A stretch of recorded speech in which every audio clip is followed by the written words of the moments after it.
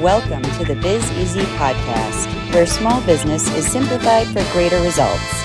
Brought to you by Resources and Development. Go to www.resources-development.com for help in taking your business to the next level. And now, help me welcome the host of the Biz Easy podcast, Steve McCrillis. Hey, welcome to the Biz Easy podcast, where small business is simplified for greater results. And yes, Steve McCrillis is the host of the show, but I'm Skip Williams, lead business coach, and we're switching it up today. Steve has written an interesting blog post, and I would like him to share it with us, if he will. Steve, would it be okay if I interrupted you with questions as you share? Sure, you can interrupt me anytime you want, Skip. then go ahead and make it biz easy for us. All right. I love how you included the name. Appreciate that. Anyway, so we posted a little section on our website called Ask the Experts, and you can put your name in, you ask any question you want, anonymously or whatever. But Barbara from Nevada asks, how can I get to a point where I am managing my business instead of putting out fires? Well, that's a common theme, and I have to admit, I've heard that so many times. You, Skip? Oh my God, all the time. Well, Barbara, thank you for your candor. It is greatly appreciated, and you aren't alone. I'm sure you've heard the expression, if I had a nickel. In this case, the subordinate clause is, for every time a business owner has told me that they spend most of their time fighting fires in their business. My response has become part of every meeting with a business owner who may well have his schedule in order, but continues to deal with operational interruptions. Put simply, a business owner should never resort to being a babysitter, a policeman, or a firefighter. As I say this, most respond with laughter or at least a smile. Turns out that most owners find themselves doing exactly that. Babysitting employees who can't seem to get along, department heads and our vendors who need a mediator, and our staff who want you to solve their problems. But why, Steve? Why do you think that they go to their boss with every little problem or question? Well, it's actually simple. I was told early in my career, fortunately, that you should never go to your boss with problems, only solutions. All too often, a business owner will unwittingly answer every question posed by an employee, or worse, a department director, immediately when asked, and then the owner grumbles about having to put out fires or babysit all day long. Well, in the employee's mind, the easy solution is to ask you the question rather than risk doing it wrong. Let's face it, depending on what kind of culture was developed in the company, the easy answer is typically the go-to answer. In most cases, an employee knows the answer, but fear of retribution or pure laziness, they seek validation any way they know how. That is typically to ask you. You know, Steve, that makes sense. But whatever happened to just teaching and training and putting problem solving in the hands of that frontline staff? Yeah, very common, very common. Only those who have really evolved can get to that point. Interesting story. Years ago, Scandinavian Airways had a problem that I believe most companies have when dealing with the front line, customer conflict. Well, to abbreviate the story, ticket counter attendants had no authority to change, adjust, or refund fares for passengers with traveling conflict. This was absolutely quite unnerving to passengers. If you've ever traveled by air and had to interact with a ticket agent, you can imagine the anxiety. Through serious examination, review, and overhauling the decision-making authority, the company granted more on-site decision-making authority to the frontline representatives. In a year's time, the company doubled its bookings and received AAA rating for customer service and passenger care. That's a great abbreviated story, Steve. But what's the abbreviated answer? How do we get there? It's simple, and I'm speaking your language, Skip, starting with clearly defined job responsibilities, levels of authority, and clearly defined organizational flowchart, the solutions become clearer. These are all part and parcel of developing effective operational flow and developing strong team members. Who is that employee's direct report? What decision-making authority do they have? Do they have a fear of their supervisor blowing up if something goes sideways? Or are they encouraged to think it through and provide solutions in future situations? There's your culture kicking in and providing solutions. Every time I've been with the owner and I hear him respond with a quick answer, I always ask him, how often do they ask you those kinds of questions? Typically, they respond, all the time. Well, how about this approach? I respond, ask them what they would do. Listen to the answer, agree to their response, or guide them through to the solution and applaud them figuratively and encourage them to proceed. How have you seen that turn out? Well, the employee learns the value of decision making, averts the conflict, gains confidence, everyone wins. It's a process that takes time and patience to implement, but in the long run, you can gain confident, more competent team members, which is what you want. Don't you think sometimes that business owners are too afraid of their employees making mistakes?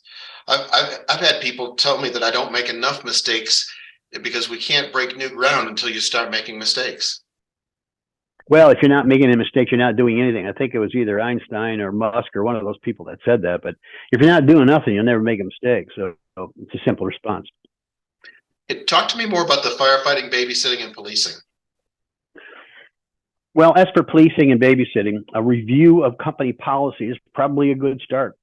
You, as a business owner, and likely the one who started the business on your own, you absolutely recognize the nuances and details of the work you provide and the service you perform intimately.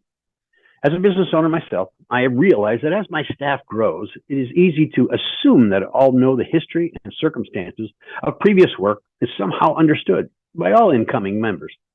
I've also learned that couldn't be further from the truth. As your company evolves, it is a great idea to review process, procedure, workflow, changes with existing and incoming staff for understanding and compliance. Your staff wants to do a good job and be successful.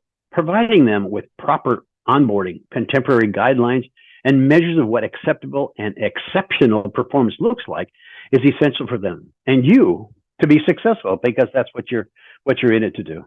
Well, at least I assume you are.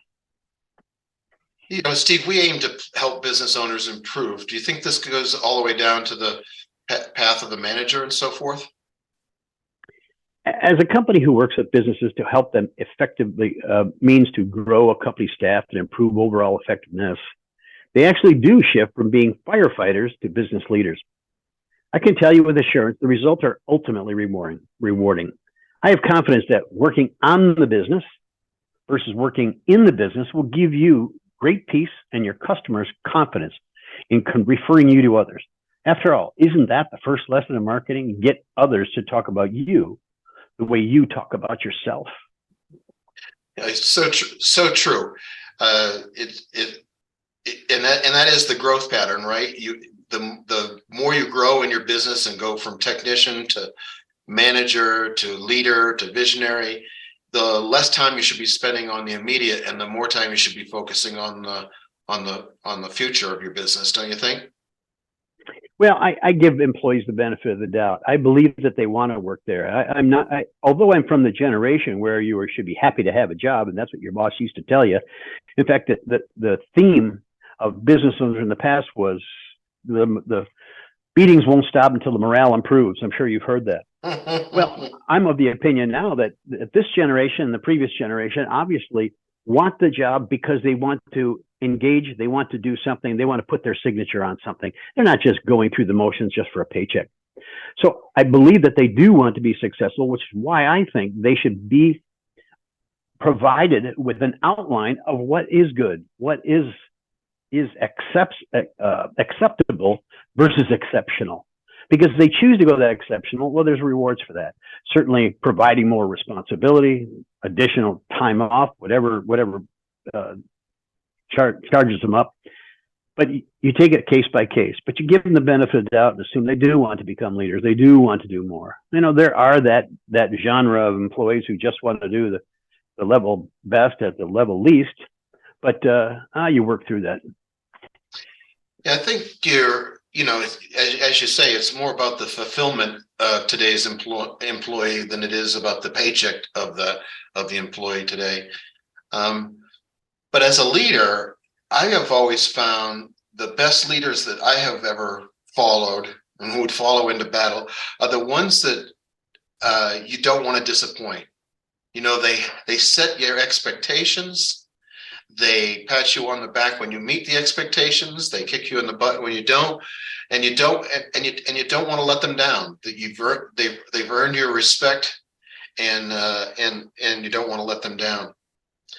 I hate to say it's a generational thing, Skip, but I think that today's workforce, they don't really react to to supervisors that way. They're in it for themselves, but you have to figure out what it is that they want from it.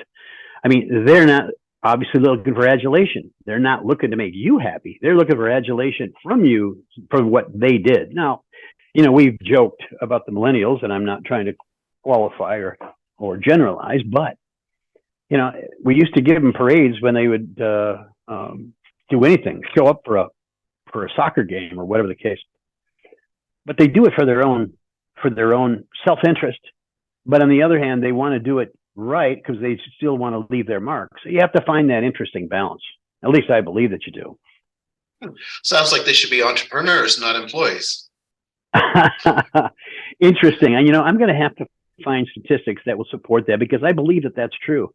I think that we have run across more younger business owners than people that have struggled through the business process like you and I have experienced for the last 20 years.